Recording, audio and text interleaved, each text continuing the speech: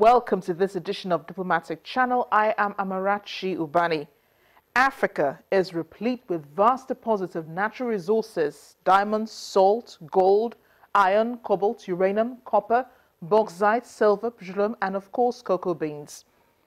It is said that much of its natural resources are undiscovered or barely harnessed, and for a long period of time the continent had been colonized by more dynamic groups exploiting its resources, while the large quantities of rare raw materials have put the continent under pressure, leading to wars and slow development.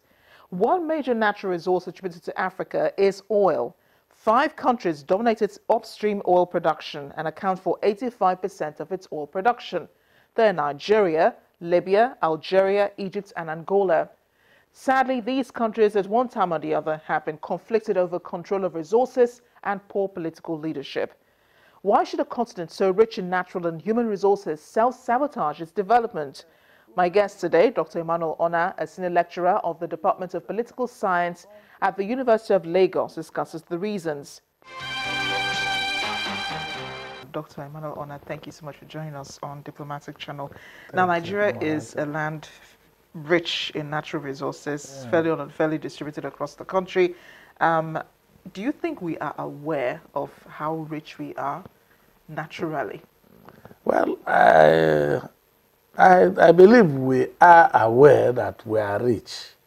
I don't know whether we know exactly how rich we are. And it is difficult to know, at least for everybody to know how rich our country is, because some of these resources need some technical knowledge to be able to situate the what exactly. Well, we know we have vast amounts of oil deposits. We have many other minerals, gold, tin, bauxite, and so many, many that we are not even,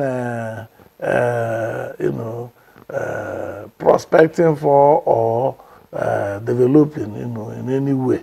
So that many of them are just lying waste or are being exploited by unofficial, agents.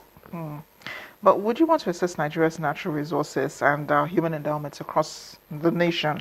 We already have commercially viable minerals, but we fail to tap into this. Would you attribute this to poor leadership? Yeah, as I said, we have many natural resources. In the north, I hear that we have such resources as gold, such resources as uranium, such resources as, of course, we have coal, we have bauxite and all that.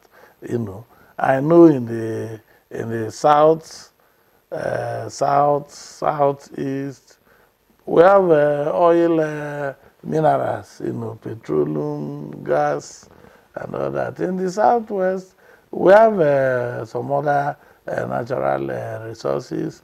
I know apart from these natural resources, we also have a whole lot of other resources that we can develop, palm resources, cocoa, resources that we can tap from there. We have groundnut in the north. I know that much of the natural resources we are not tapping. Much of the crops and the other, other things that we can grow and utilize, we are not doing that.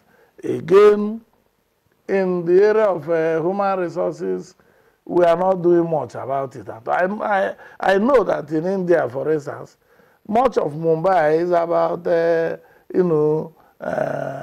computers and softwares, and many of these people who are in it are young Indians who have trained at home and abroad and have come back there to utilize their brains and their natural endowments, and it is bringing a whole lot of income to India.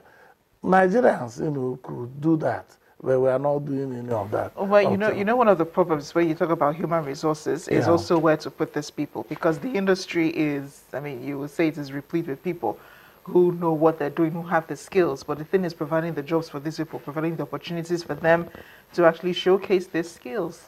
Yeah, Again, we have to go to India to get some idea about what is happening. You see, what is happening in Mumbai is not about employment per se. It's about developing things that the industry needs in such a way that the industry will now need you. You don't need to be an employee to develop a software that computer industries will need. Are you getting it? You know, and that is exactly what is happening in those areas. People are bringing in new dimensions to technological accomplishments that are already there. So you have manufactured the computer, you have produced the computer to a certain level, the GSM to a certain level, and somebody is now bringing in something that can become a component and improve that particular invention which you had already done. That way, the average